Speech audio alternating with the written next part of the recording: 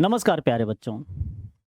आज बाल दिवस है और आप सब जानते हैं कि आज के दिन भारत के पहले प्रधानमंत्री पंडित जवाहरलाल नेहरू जी का जन्म हुआ था।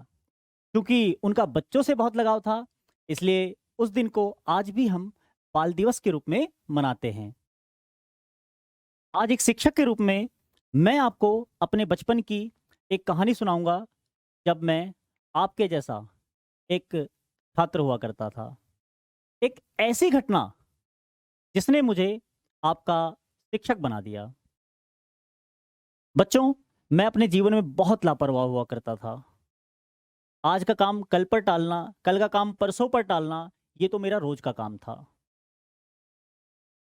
एक बार बच्चों, जब मैं अपने शिक्षक के द्वारा दिए गए गृह कार्य को ना करने के कारण उसको कल करने की अनुमति मांग रहा था, तभी मेरे शिक्षक ने मुझे अपने पास बुलाया और कहा कि बच्चे, जब तक आप अपने कार्यों को इस तरह टालते रहेंगे, जब तक आप अपनी समस्याओं को इस तरह आगे के लिए छोड़ते रहेंगे, स्किप करते रहेंगे, आने वाले समय में आपके सामने ये और बड़ी समस्या बन के सामने आएगी।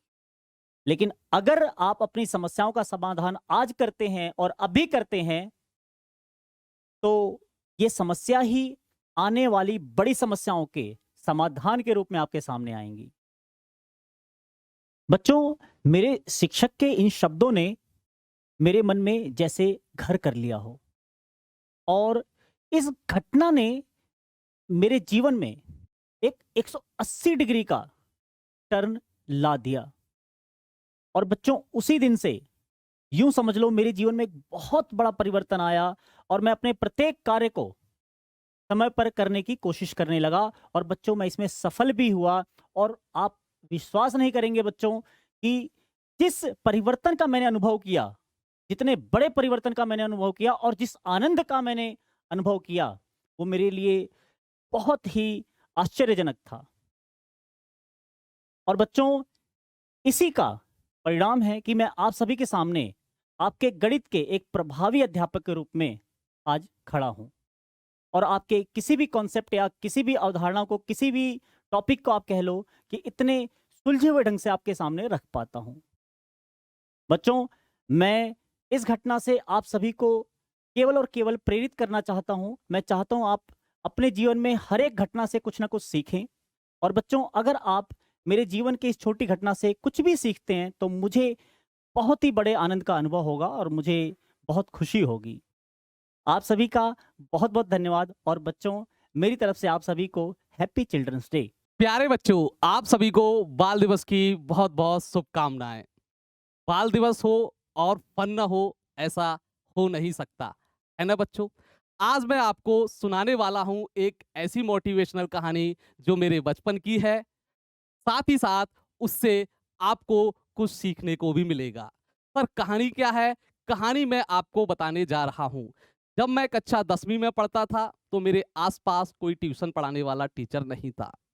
मेरे दोस्त के एक भैया थे जो एक इंटर कॉलेज में पढ़ाते थे। मैंने सोचा क्यों ना मैं उनसे थोड़ा पढ़ लूं। वो अपने भाई को, यानी जो मेरे साथ में पढ़ता था, उसको घर पर पढ़ाते थे। तो मैंने भी कहा उनसे एक दिन कि भैया, मुझे भी कुछ मैथ में डाउट है, आप मुझे भी बता दीजिए। तो उन्होंने कहा, बेटा मैं स्कूल जाता हूँ सुबह सुबह जल्दी, आप ऐसा करिए, अगर आप मॉर्निंग में जल्दी आ सकते हो तो मुझे कोई परेशानी नहीं है, लेकिन आप देख लो बेटा, ठंड का मौसम है, इतनी जल्दी कैसे आ पाओगे। उसी समय हमारे गांव के आसपास एक दहशत थी, जो कि ऐसा फैलाया जा रहा था, ऐसी अफवाह थी कि हमारे गांव के आसपास कोई शेर आ गया है। प्यारे बच्चों, हो सकता है आपको ये कहानी थोड़ी अचंभे में डाल दे। आप सोचो कि क्या सर ये ओरिजिनल कहानी है? लेकिन मैं पूरी ईमानदारी के साथ आपको बता रहा हूं, ये मेरे साथ घटी हुई कहानी है, घटी हुई घटना है। तो ठंड के दिन थे, मेरे गांव के बगल में एक छोटी सी नदी है, और आप जानते हो ठंड में दिसंबर और जनवरी में कितना घना कोहरा पड़ता है। तो मेरे घर वाले मना कर रहे थे कि तुमको सुबह सुबह जाने की कोई जरूरत नहीं है, अगर डाउट पूछना है तो शाम को भी जा सकते हो। लेकिन मेरे दोस्त के भैया जो एक इंटर कॉलेज में पढ़ाते थे, उनके पास समय का अभाव था। उन्होंने पहले ही मुझसे बोल दिया था कि बेटा अगर आप मॉर्निंग में जल्दी आ सकते हो तो मुझे कोई परेशानी नहीं। मैं निकला अपनी साइकिल लेके, डर भी लग रहा था मुझे कि कहीं जो शेर आया है मुझे खा ना ले। भाई 10वीं में जब हम पढ़ते हैं तो हम कोई ज़्यादा बहादुर नहीं होते। साइकिल थी मेरे पास और कच्चा रास्ता था। मैं निकल पड़ा सुबह के 5:30 बजे, घना कोहरा था। जब मैं नदी की पगडंडी पर गया, नदी के पास-पास जो रास्ता है उस पर होके जा रहा था, तो अचानक से जैसे कि आप जानते होंगे नीलगाय के बारे में आपने सुना होगा। चारों तरफ झाड़ियाँ ही झाड़ियाँ थी, नदी एकदम भर के सन्नाटे के साथ चल रही थी और अचानक से वो नीलगाय मेरी साइकिल के आगे होते हुए उस नदी में घुसते हुए पार करती है उस नदी को। मैं घबरा गया बेटा और मेरी साइकिल गिर गई और मैं कच्ची जो मिट्टी थी उसमें पूरी तरीके से सन चुका था। मेरे होश-वोश सारे गायब कि मैं करूँ तो करूँ क्या? ये चीता या जो शेर की अफ़वाह थी, ये तो आ गया और अब मुझे खा जाएगा। मुझे कुछ ध्यान नहीं रहा कि अब मेरे साथ क्या हो रहा है। 2 मिनट बाद मुझे होश आया और मैं फिर उठा। मुझे लगा कि कहीं भैया इंटर कॉलेज में पढ़ाने के लिए निकल ना जाएँ, मुझे जल्दी से जल्दी उनके पास पहुँचना होगा। मैं गया बेटा, अपनी साइकिल उठाई मैंने, कपड़ों को ऐसे हिलाया और मैं चल दिया पढ़ने के लिए। मुझे परवाह नहीं थी, ना चीते की, ना शेर की, ना नीलगाय की। हालाँकि उस उम्र में डर मुझे ज़रूर लग रहा था, लेकिन मैं डरते-डरते भैया के पास पहुँचा और मैंने उनको जगाया और उन्होंने कहा, "यार वास्तव में मैं तो सोच रहा था कि इतनी सुबह-सुबह आप नहीं आओगे, लेकिन आप पढ़ने के लिए आए हो, इसलिए मैं तुमको पढ़ाऊँगा, निश्चित तौर से पढ़ाऊँगा।"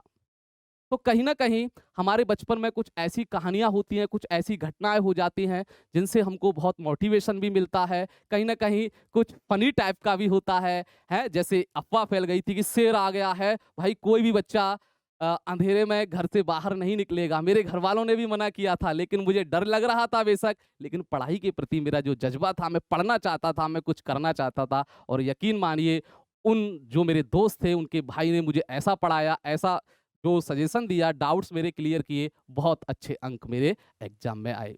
तो प्यारे बच्चों, ये थी मेरी एक बचपन की छोटी-सी स्टोरी जो वास्तविक घटना थी मेरे साथ और मुझको ये अब भी याद है और हमेशा याद रहेगी। निश्चित तौर से आपके साथ भी ऐसा कहीं न कहीं हुआ होगा। तो पुनः बच्चों, एक बार आप सभी को बाल दिवस की बहुत-बहुत शुभकामनाएँ।